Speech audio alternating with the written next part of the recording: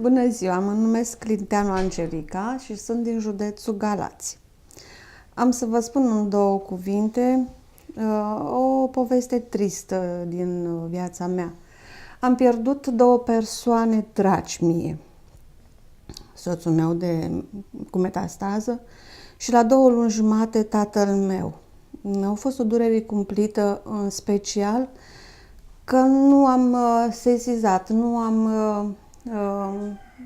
observat boala soțului meu la timp pentru a lua măsuri și pentru a-l vindeca. Știu, cancerul este parșiv. Am rămas cu fetița mea de 18 ani și cu mama de 79 de ani. Și am zis că trebuie să lupt pentru ele, să fiu sănătoasă și să le țin sănătoase pe ele pentru a merge mai departe.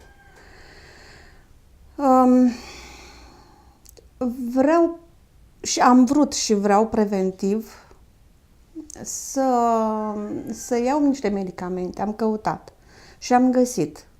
Am găsit niște medicamente complexe pentru prevenirea anumitor boli, în special pentru mine.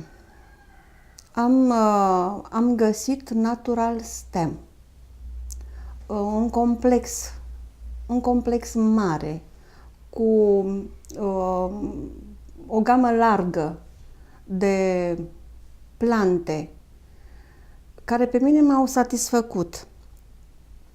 Deci sunt 2 pastile, una verde, care e pentru detoxifiere, și una roșie, care se ia la o oră după prima, pentru regenerarea celulară, regenerarea celulelor stem, un lucru extrem de important pentru mine. Am luat și iau aceste medicamente și am observat o stare de bine. Nu am mai avut acele puseuri de tensiune și o reglare a tranzitului intestinal. Foarte bun pentru mine. Dar starea de bine care, Doamne, cred că nu trece o zi în care eu să nu-i mulțumesc lui Dumnezeu că mă simt bine.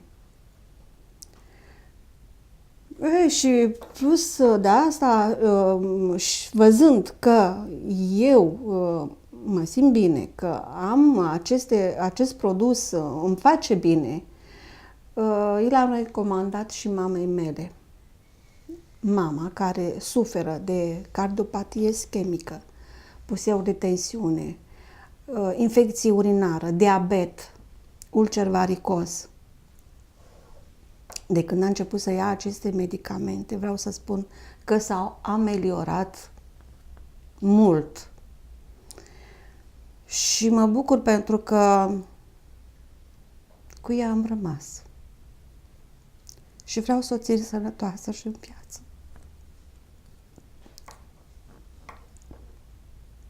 Recomand din suflet Natural Stem. E un produs care pe mine mă satisface din toate punctele de vedere. Din toate produsele care le-am vizionat și deci este singurul produs care m-a satisfăcut. Deci, în primul rând, pentru detoxifiere și pentru regenerarea celulară și regenerarea celulelor stem. Mulțumesc, Natural Stem.